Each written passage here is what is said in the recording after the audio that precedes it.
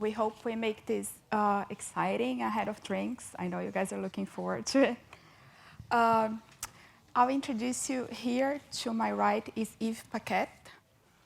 He's a portfolio manager for Canadian fixed income at AllianceBernstein.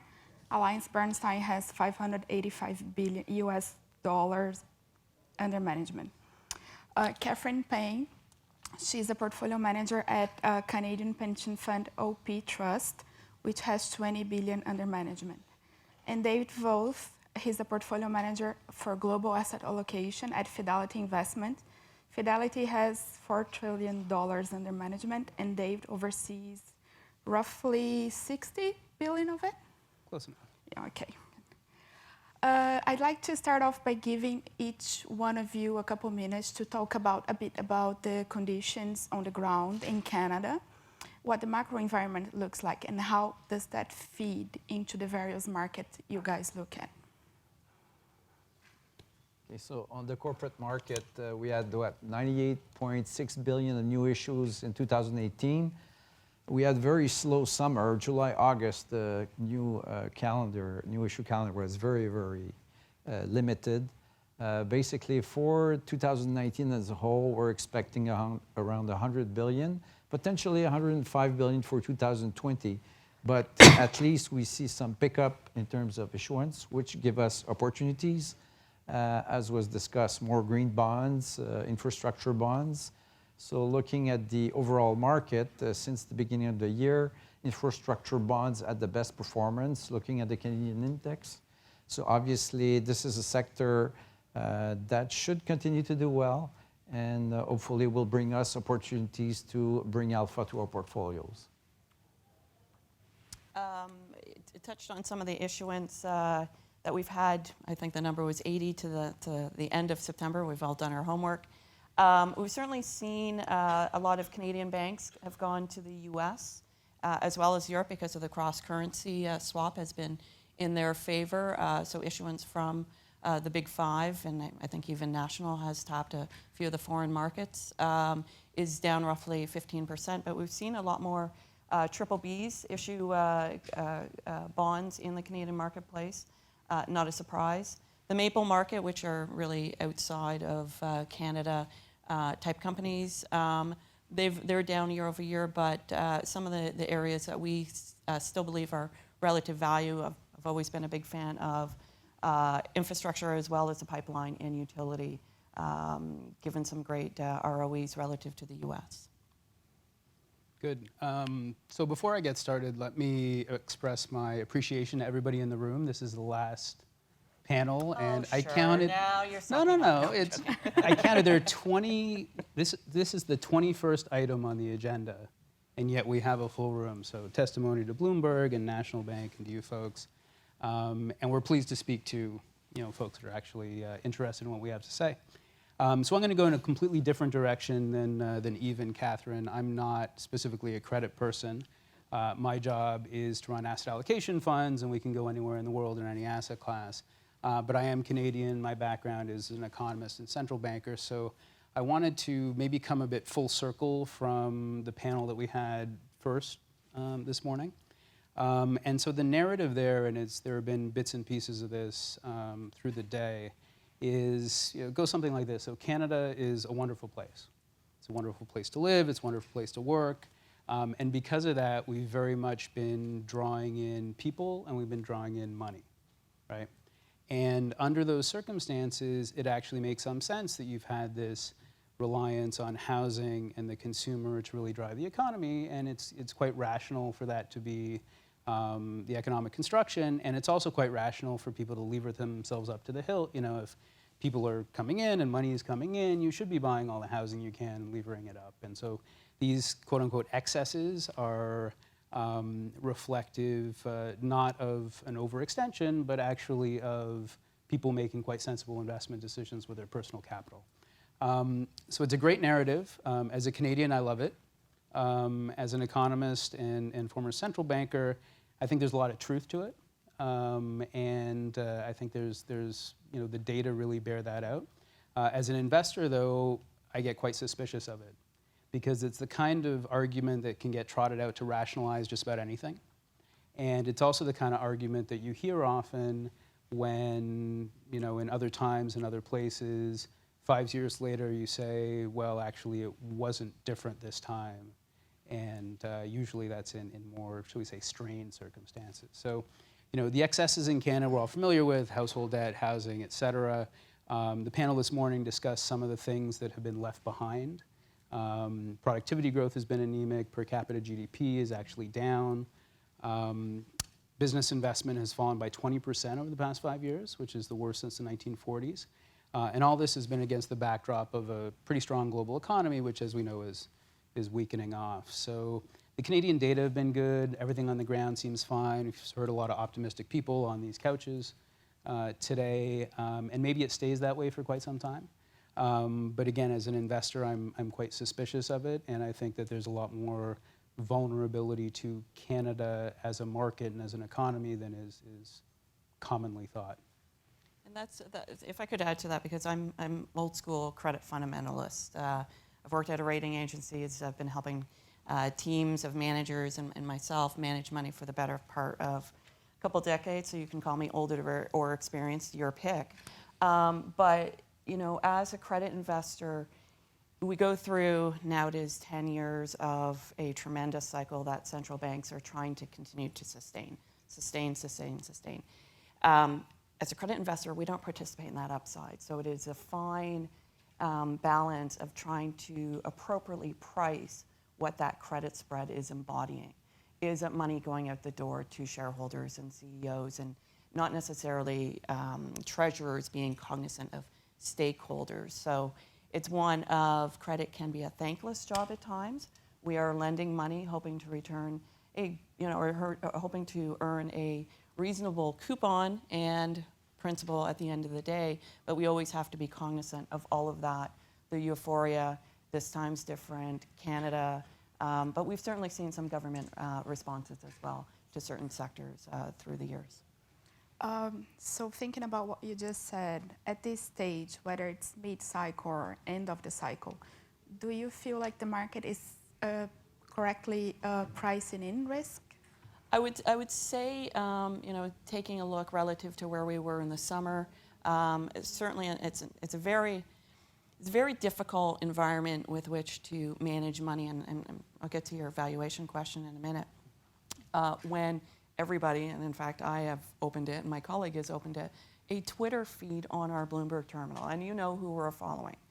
But it's very difficult to continue to invest for the longer term and try to ignore, it's not noise, but it is potential turbulence. Is it the right turbulence to follow? Valuations, I would suggest, in June, July, certainly got on the tighter side of things, or given OAS, I believe on total Canadian index of 99-ish, 112, 115 seems a bit more appropriate.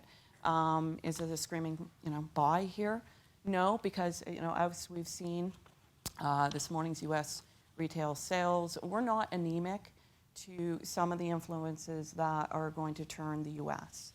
We are Canada, I'm very proud of it, but we still have to be cognizant of some of the global themes that may ripple back into Canada as an investor as well. Yves, where are you seeing value these days? I know you're positive on infrastructure and on CMBS. Are you seeing good deals? Are you being able to buy stuff at this point? Well, that's basically the view that we have, is that as has been discussed, the economy is slowing.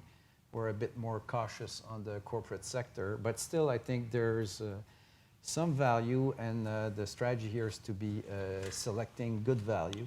Just as an example, this morning we had the Minister of Finance of Quebec that says they're paying back $10 billion in debt. There's a positive outlook on it, so eventually there could be an upgrade. What does that mean for corporates? Well, if you look at infrastructure, you have a specific P3 project that's called Health Quebec, or that's basically the main largest hospital in downtown Montreal, the CHUM. That's $1.3 billion, BBB rated, 2049, and the spread is around 245 over Canada's.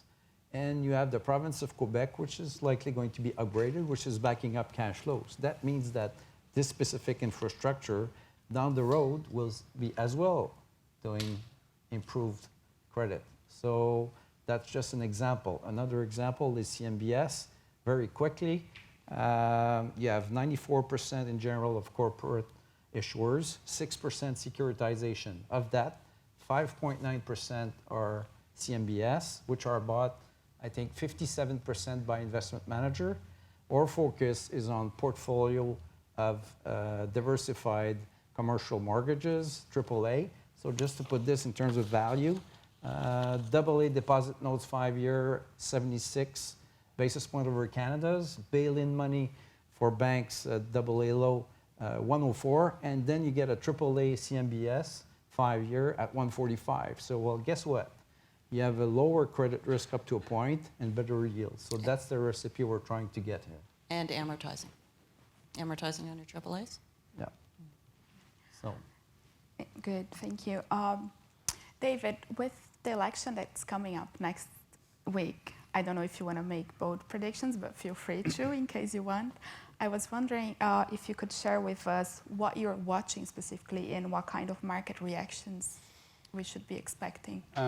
So I'm not going to make any bold predictions. I'm not going to make any predictions at all. Everybody will be shocked at that. Obviously, one has to monitor what's happening in terms of the election, the potential outcome with respect to the portfolios that I run and that we here collectively run. The one thing that I think, perhaps has gotten less attention, and it hooks up to my comment earlier on, which is because inflows of people and capital have been so important to sustaining economic growth in this country, the policies of whatever government is formed going forward on those specific fronts, I think are going to be really important in terms of the fate of the economy. They may not be the most front and center items in terms of the election sort of preliminaries that we're seeing now, but from strictly a macro point of view, I think those are pretty important elements. Do you expect to see a lot of corporates going back to market to refinance that at this stage? Great questions. I should have touched base with the syndicate desk over at National before I did the corporate analyst across the street. I think, what we've seen, and I follow North America, so we've certainly seen it in the US, and I would expect the same of the Canadian issuers. It's much like a consumer looking at your mortgage. Say, well, what's the break fee for me to, refinance it now and try and put it out to term as long as possible. So I would expect any rational, any CFO, treasurer of a Canadian corporate bank, institution, infrastructure project, however, to look at their funding. I believe I was sitting next to a gentleman from Quebec, Hydro-Quebec, earlier, and he was talking about refinancing some of his double-digit coupon stuff still. I mean, the tremendous savings out there given all-in yields certainly support a lot of Canadian corporations continuing to refinance early. Obviously, there's going to be additional funding needs that they're going to need for normal ongoing operations, but I would suspect it would continue going forward. Do you agree, Yves? Well, I guess it's relatively a function of different factors. The corporate issuance in general, if market tone is positive, we can continue to have a normalization of what we've seen, I guess, in 2019 for 2020.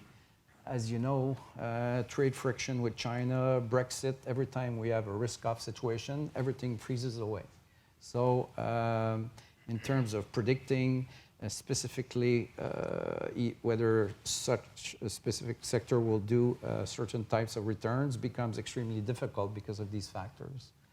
So at the end of the day, we're just going to have to move along with what we will get as news. So again, the Trump Twitter account, comments from China, new deals with Brexit, and what's going to be the next issue that we will be affecting corporate markets. And just maybe to follow on that, I mean, so much of, I think, what's happening now is basically uncallable. So you have, the old known knowns and known unknowns and what have you. But, how do you call Trump Twitter? How do you call negotiations between the U.S. and China? How do you call the impact of a trade war that we haven't really seen since the 1930s. How do you call the path of monetary policy where the Fed's response function is obviously different than it was years ago in terms of you have unemployment at 50-year low, credit and equity markets very well behaved, inflation near target, and yet you're seeing cuts in rates. So something different is going on. And in all of those cases, it means, at least from where we sit, there is, yeah, you can make a forecast, say, of, recession in 12 months or not, or what have you. But, usually there's a good foundation for that. There's so many kind of subjective uncertainties in the current environment that, at least in our judgment, it does make sense to be a lot more cautious than usual. And so there are times when one wants to be aggressive in terms of being in the corporate market, being in other markets, or saying this spread is too low, this spread is too high. I think there's enough uncertainty around to say one has to be careful about making those aggressive judgments, because the factors that are going to affect how they evolve are a lot less subject to being forecast than is usually the case. You just reminded me that I have to ask you guys about. I thought that was my answer to the question, so you wouldn't have to ask. If you're forecasting a recession in the next 12 months. So basically, our view is that we will not get a recession. We're going to have a slowdown. So if there's a percentage to be given away, I would guess less than 10%. Okay. What about you, Catherine? Well, it's funny because as soon as I heard you were asking that question, I quickly went back to the rest of my team and I said, okay, everybody, give me your vote. 26.53, that was my boss. Model suggests anywhere between 25 and 35%, and another trader suggests 50% coin flip. Somehow his coins always land in his way. I think there is a lot of uncertainty. We've well talked about today. What concerns me is the consumer. They are holding up the U.S. as well as Canada quite well. Have to be every once in a while you get shocked by new studies coming out. X% of Canadians are living paycheck to paycheck. Well, in that realm, interest rates can't go up, and God help us if we ever get a sniff of inflation. So for me, it's closer. It all comes down to the White House and election year next year. I don't know. Nobody else does either. And I think it's false precision to put a number on it, whether it's 26.53% or generally 50-50. Or, I think maybe the more interesting aspect for me is, we are going to get a recession at some point. And it may be 3 months from now, it may be 3 years from now. It's what does that look like? Because there are recessions and then there are recessions. And I am concerned, back to my earlier comments, and Catherine echoed some of these, that the next recession in Canada, whenever it comes, could actually be a lot more severe than people think. And the reason for that is, as many people on the stage have said today, it's most likely to come from abroad, and in particular the weakening global economy and trade frictions and what have you. The ordinary response to that would be, well, if international, foreign demand is weak, let's crowd in some domestic demand, particularly housing and consumer. But we already did that, and then we did it again, and we did it again, and that well is dry, more than dry. So I think, if you have a weaker global economy hitting Canada's small, open, commodity-producing economy under circumstances where you have the housing market this overdone and the consumer this levered, you could have, basically the first credit cycle in Canada in 30 years. And we know what it looked like last time around in the early 1990s, and it wasn't pretty. So, I think just saying, recession 12 months, I don't know quite how to answer that question. What's more relevant to us is to say over a medium to longer term horizon, which is how we're thinking about our investments, where are the vulnerabilities? And Canada actually stands out for us as being one of the more vulnerable economies, despite what looks like a pretty good environment right now. Are you underweight Canada in general? We are. So I run multi-asset portfolios. So, we are underweight. Can cut it in different dimensions. We are somewhat underweight Canadian equity. We are definitely underweight the Canadian dollar. And part of that, and it sort of dovetails with everything that we've talked about, it's hard to see a way out of the current imbalances in the Canadian economy against a backdrop of a weaker global economy without Canada getting more competitive. And unless we get some sort of productivity miracle, easiest way to get more competitive is depreciating exchange rate. So I don't know how low it has to go, but in the fullness of the cycle, my expectation would be you would see a pretty significant depreciation in the currency, and we're positioned that way. One concern that I'm always hearing about investors is about liquidity. What might be liquid today might not be liquid if everyone is trying to get out the door if we get a recession or when we get a recession. What are your views on that? Do you think in Canada specifically liquidity is being correctly priced or?